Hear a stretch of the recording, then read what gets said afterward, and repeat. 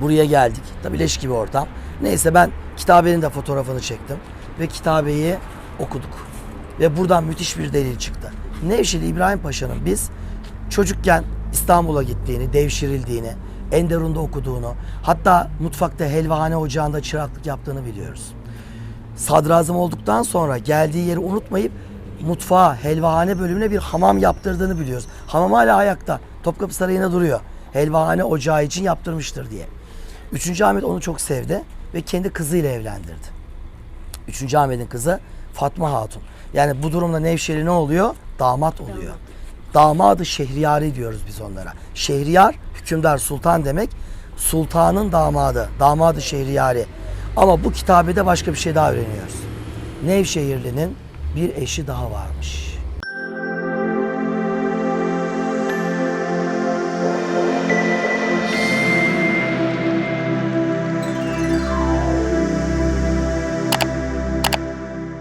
Şimdi efendim Nevşehir'deyiz. Geceyi Nevşehir'de geçirdik. Bu Nevşehir Ürgüp yolu ve bu yolu Nevşehirler Şeker Fabrikası yolu ya da Ürgüp yolu diyebilirler. Eski şeker fabrikası buradaymış hemen. 2017 yılıydı. Gazi Üniversitesi'nde sanat tarihi doktorası yapıyorum. Doktora tez dönemi. Tez hocam Profesör Doktor Hakkı Acun ve tez konum Türkiye namazgahları. Namazgah deyince maalesef Türkiye'de birçok insan bunun ne olduğunu bilmeyebiliyor. Halbuki düne kadar bizim ülkemizde sadece il ve ilçelerde değil, köylerde bile namazgahlar vardı. İnsanların toplandığı ve toplu ibadet ettiği namazgahlar, bayram namazları, cuma namazları, asker uğurlama törenleri, yağmur duaları gibi. Yani halkın genelinin katıldığı. Niye namazgah? Çünkü halk toplandığı zaman çok kalabalık oluyor. Camiler almıyor. Açık hava ibadetgahları namazgahlar. Köprü namazgahları, menzil namazgahları, çeşme namazgahları, namaz taşı namazgahları. Mesela Karadeniz'de fındık tarlalarında çoktur. Böyle burada bir çeşme vardır. Kenarında böyle bir insanın namaz kılacağı kadar kayrak bir taş. Seccadeli çeşme namazgahı gibi örnekleri çok. Ben şimdi sizi bir menzil namazgahına getirdim. Yani yolun üzerinde bulunan. Hani günümüzde benzinlikler var ya. Durursun, arabayı doldurursun, bir şeyler atıştırırsın, bir lavaboya gidersin. Vakit gelmiştir, mescidine namaz kılarsın. İşte tarihte benzinliklerin olmadığı yıllarda yol kenarında namazgahlar bu işlevi eda etmekteydi. Yıl 2017 Hakkı Hoca Ankara'da Gazi Üniversitesi odasındayım. Talhacığım dedi, ben geçen Nevşehir'e gittim dedi. Nevşehir'de oradaki yetkililer dedi, işte artık kaymakam, belediye başkanı kimse bilmiyorum. Yetkililer dedi, bizim bu bölgede 2 tane namazgah var dediler dedi. Bizim hocanın da bir hususiyeti vardı son yıllarda. Hangi böyle şehre gitse oranın belediye başkanına tarihi bir namazgah varsa tamir ettirir. Namazgah yoksa namazgah yaptırırdı. Mesela Çorum'a namazgah yaptırdı. Yozgat'a namazgah yaptırdı. Bir sürü yere. Yani namazgahın ne olduğunu anlatıyor belediye başkanına. Diyor ki sizin şehrinizde yeni yaptığınız bir park var mı? Var efendim. Parkın içine bir köşeye ne olur? 4 kişinin 5 kişinin sığdığı bir namazgah. Bir mihrap. Arkasında yerden böyle bir karış yüksek bir platform. Kenarında bir yarım çevrili bir alan. Hani millet ayağıyla basmasın diye. Temiz bir alan. Kenarında bir çeşme, bitti. Yani orada namaz kılınsın. Namazgahın önemini bu pandemi dönemi daha iyi anladık. Yaz Ramazanlarında toplu halde millet açık havada teravihler kılındı. Çok çok güzel oldu. Mesela Çankırı namazgahı. Hakkı Hoca yaptırdı bunların hepsini. Bir de Prizren Kosova. Daha savaş yeni bitmiş. Prizren daha yeni bağımsızlığına kavuşmuş. Hakkı Hoca, Mehmet Zeki İbrahimgil Hoca. İkisi de sanat tarihi profesörü. O gün oradan geçiyorlar. Orada Sırpların bir çöplüğü var. Şehirde bir yeri çöplük yapmış Sırplar. Hakkı Hoca ile bizim Mehmet Zeki Hoca bakıyorlar. Çöplüğün kenarında böyle şu boyda bir duvarın kenarı gözüküyor. Bir dakika, bu ne diyorlar? Oradakiler diyorlar ki ya işte çöplük, işte çöplüğün içinde eski binanın duvarı. Yok yok diyor Hakkı Hoca. Bu alelade bir şey değil diyor. Hemen yetkililer çağrılıyor. Şunu bir açın diyorlar. Geliyor işte işçiler. Çöplük açılıyor. Duvar biraz daha ortaya çıkıyor. Altından ne çıkıyor biliyor musunuz? Fatih Sultan Mehmet'in yaptırdığı Prizren namazgahı. Tarihi bizzat Fatih'in yaptırdı. Tarihten beri bilinen ama yok oldu sanılan. Sırplar meğer onu çöplük yapıp saklamışlar, gömmüşler. Namazgah böyle bir duvar şeklinde. Arka platform, minare var kenarında yıkılmış. Şurasında 7 basamaklı minberi var. Burada 7 basamaklı vaaz kürsüsü var. Yıkılmış, sadece köşe duvarı kalmış. Yani köşe duvardan onun tarihi bir eser olduğunu anlayabilmek ve restore edildi. Ayağa kaldırıldı, bugün pırıl pırıl. Yani biz mesela Kosova'ya gittiğimiz zaman ufuk turla muhakkak oraya uğrarız ve Prizren namazgahına vakit ayırırız. Yani onu bulan hocalar. Konuya dönüyorum. Hakkı Hoca dedi ki Nevşehir'de Ürgüp yolunda bir namazgah varmış Talhacığım dedi. Onu bir bul. Onun dedi ölçülerini al. Envantere kayda geçsin dedi. Bir de Ürgüp'te varmış dedi. Ürgüp'te. Ve ben hususi buraya geldim. Bu namazgahı da buldum. Yani buldum derken sıfırdan bulmadım. Pejmur'da yok olmak üzereydi. Bakın şu an siz çok bakımlı bir parka geldiniz değil mi? Sağ olsun Nevşehirli yetkililer burasına 2017 yılında gelmiş olsaydınız arabanızla değil burada durmak, önünden ne kadar hızlı geçsem iyi olur deyip kaçardınız. Mezbele, leş, yani çeşme yok olmak üzere. Namazgah tamamen bir ayyaş yatağı. O içki şişeleri yerlerde böyle idrar kokuları o kadar kötü bir durumdaydı. Ben fotoğraflarını çektim. Çizimlerini yaptım. Ölçülerini aldım. Tabii buranın pejmur deliğinde anlattım tabii. Sosyal medyadan oradan buradan duyurdum. Bir sene sonra Hakkı Hoca vefat etti. Hakkı Hoca'yı da aradım. Ya gittim yanına, hocam buldum. Ölçülerini aldım. Tespit. Koordinatlarına kadar benim doktora tezim hepsi var bunun. Koordinatına kadar hepsi belli. Hakkı Hoca bir sene sonra rahmetli oldu. Hakkı Hoca rahmetli oldu. Aradan bir 6 ay geçti. Yetkililer buraya el attılar. Ve burasını böyle bir park haline getirdiler. Sırf neden dolayı? Namazgahtan dolayı. Tabii namazgahın tarihi çeşmesi de vardı. Üzerine kitabesi vardı. Kitabeyi okuyunca hiç bilmediğimiz bir gerçek ortaya çıktı. Hadi yakından bakalım. Çok acayip bir şey var bu kitabede.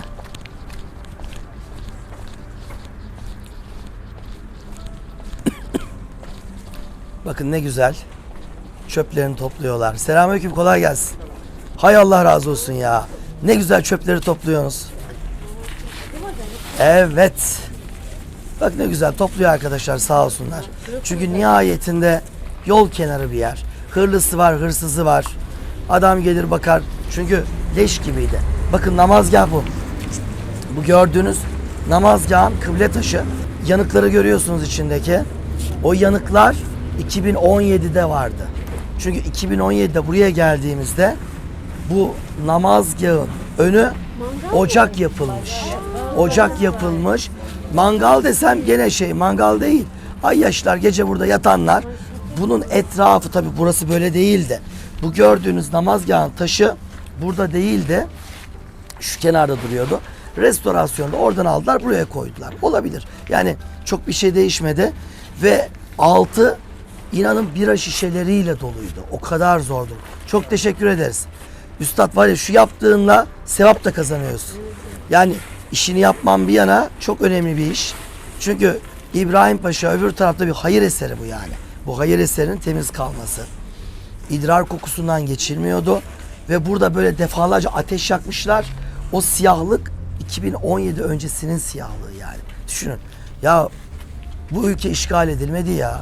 Hala Müslüman Türklerin yönettiği bir ülke. Nasıl olur? Bunları yapanların torunlarıyız biz. İnsan kahroluyor. Ve bakın ne kadar güzel. 300 sene evvel yaşıyorsunuz. Atlarla, develerle buradan geçiyorsunuz. Hemen durduruyorsunuz. Hayvanlarınız yanda yalak kısmı var. Oradan sularını içiyorlar. Hayvanı bir köşeye bağlıyorsunuz. Geliyorsunuz, kendi suyunuzu içiyorsunuz. Elinizi yüzünüzü yıkayıp abdestinizi alıyorsunuz. Vakit girdiyse şurada hemen 2 rekat namazınızı kılıyorsunuz. Neyse. Bitti. Ondan sonra hadi yola devam. Belki azığınızı açıyorsunuz. Yemeğinizi burada yiyorsunuz. Rahatlıyorsunuz, yola devam. Bunlar her böyle menzil namazgahı diyoruz buna biz. Menzil. Neden? Yol kenarında. Yol üstü namazgahları. Bu anlamda kullanılıyor. Namazgahı gördük. Biraz daha yaklaşın. Hadi bakalım bu yazıyı kim okuyacak? Kur'an okumayı biliyorsanız, Türkçe de biliyorsanız bu yazıyı okursunuz. Yıllarca bu yazılardan, kim okuyor? Ayşe ablam okuyor. Yıllarca bu yazılardan bizi korkuttular. Neden? Ya bu yazıyı kim okur? Karma karışık. Bu hangi dil? Şudur budur. Bildiğiniz Türkçe yazıyor burada ya. Sadece bugün kullanmadığımız 300 yıl öncesinin bazı kelimeleri var. Yani 300 sene öncesine ışınlansak o gün Nevşehir'de yaşayanlarla konuşamaz mıyız? Ha? Konuşuruz tabii. Aynı dili konuşuyorduk. Aynı dil. Sadece bazı kelimeler değişiyor. Şimdi aramızda Avrupa'da yaşayan insanlarımız var. 300 sene evvelki Hollandalıyla bugünkü Hollandalı %100 aynı kelimeleri mi kullanıyordu? Hayır. O gün daha farklı bazı kelimeler vardı. Bugün 300 sene evvelki Hollandalı telekomünikasyon kelimesini biliyor muydu? Bilmiyordu. Bugün kullanıyoruz işte.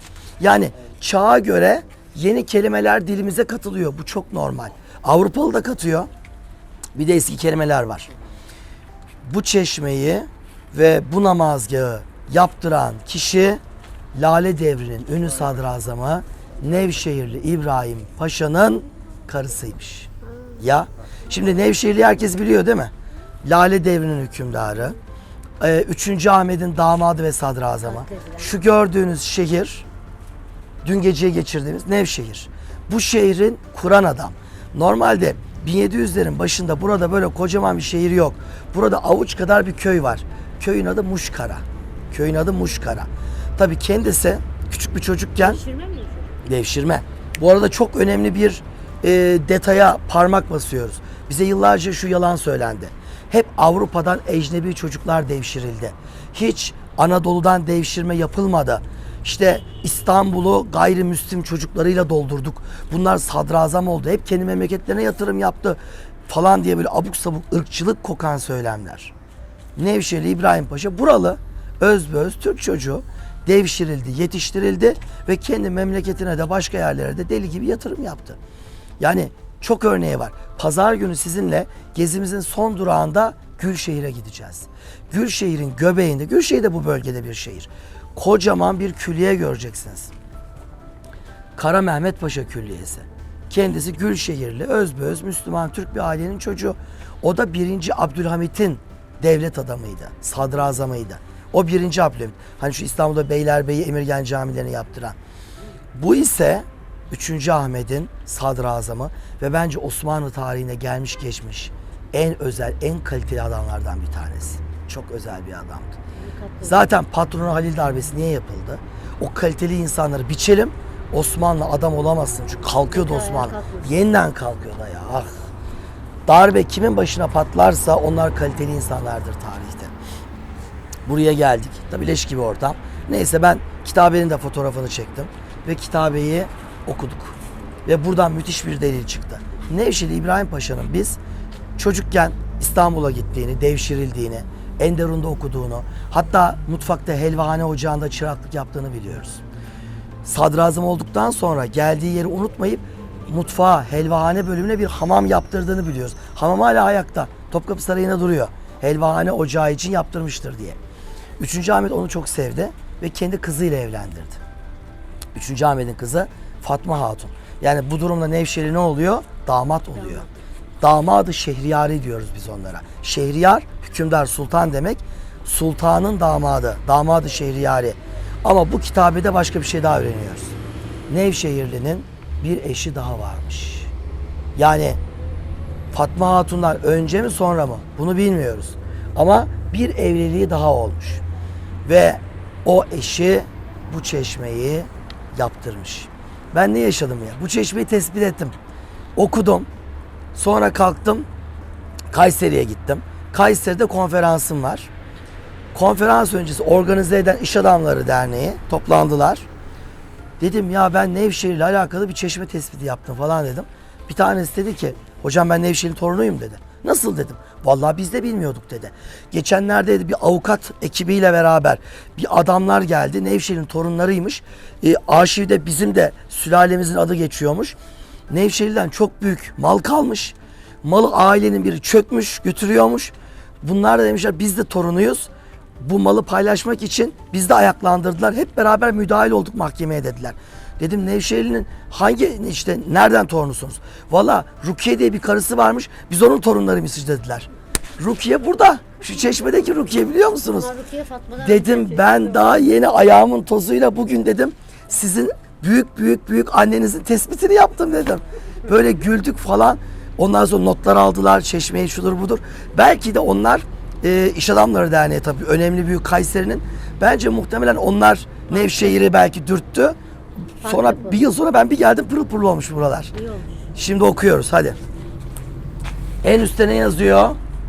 Sadr-ı sabık yazıyor. Sadr-ı sabık. Bakın sadr baş demek. Sadrazam demek. Başkan demek. Sadr-ı sabık. Sabık evvel demek. Evvelki başkan. Evvelki yönetici. Vezir-i azam. Tebrikler. Okuyanlar var. Vezir-i azam. Devam edin. Vezir-i azam. Damat. Damadı. Ne dedim ben az önce? Tebrikler. Damadı Şehriyari. Şehriyari. Devam edin. Evet. Merhum. İbrahim herkes okusun. İbrahim. İlk satırın sonu. Hepiniz okursunuz. İbrahim yazıyor. Merhum İbrahim Paşa'nın, Osmanlıca'da kef harfi nun olarak okunur. Bir tek o fark var. İbrahim Paşa'nın altına devam ediyoruz. Ne yazıyor? Kerimesi. O kerimesi. Kerime ne demek? Kızı. Kızı. Bir takım kelimeler hariç bildiğiniz Türkçe okursunuz. Kerimesi, hace, hace hacca gitmiş demek. Hace, ayını görüyorsunuz. Şeyi okuyorsunuz üstünde. Alttan yukarı doğru okunur yazı. Sırf bundan zorlanıyorsunuz. Dümdüz okunmaz. Alttan yukarı, alttan yukarı. Hace, hacca gitmiş. Ayşe, hanımın, evet devam edelim. Validesi, evet bakın devamında Rukiye, hanım. Yalnız bu arada çok ilginç bir durum var. Yaptıran Rukiye Hanım. Kızı, kerimesi Ayşe Hanım için yaptırmış. Anne kızı için yaptırıyorsa kızı ölmüş. Kızı erken. Çok zor. Evlat acısı Allah kimseye göstermesin. Yani vefat eden kızı için yaptırmış. Burada bunu görüyoruz. Ve bu şekilde gidiyor kitabemiz. Velhasıl biz bu arada Nevşehirli'nin Rukiye diye bir karısı olduğunu, ondan Ayşe diye bir kızı olduğunu, kızının erken vefat ettiğini, annenin de kızı adına bunu yaptırdığını ve tabii kocasının da adını yazıyor. Merhum yazıyor bakın orada. Merhum İbrahim Paşa'nın diye. Yani İbrahim Paşa öldükten sonra tarihine bakalım. En alttaki tarihi de okursunuz. En altta ne yazıyor? Sene kelimesinin üstünde. 2 tane çizik var yan yana. 4 tane harf rakam var orada. Soldan okuyun. 1. Şu rakam ne oluyor? 7. Ters oldu mu 8. 7 bir de nokta var. 1100. Bir dakika. Orada orası şey olmuş 6 o. O 6'yı biraz kırılmış orası kırılmış. 1176 Hicri 1764 yılına tekabül ediyor. 1764. Nevşehirli 1730 patronu Halil darbesinde şehit edilmişti. Demek ki onun vefatından bir 30 sene kadar sonra karısı ölen kızı adına bunu yaptırmış. Ruhlarına fatihalarımızı gönderelim. Namazgahlı çeşme muhteşem bir şekilde duruyor. Bu çöplük gibi duran yerin restore edilmesinde emeği geçen herkese yürekten teşekkürlerimizi sunuyoruz.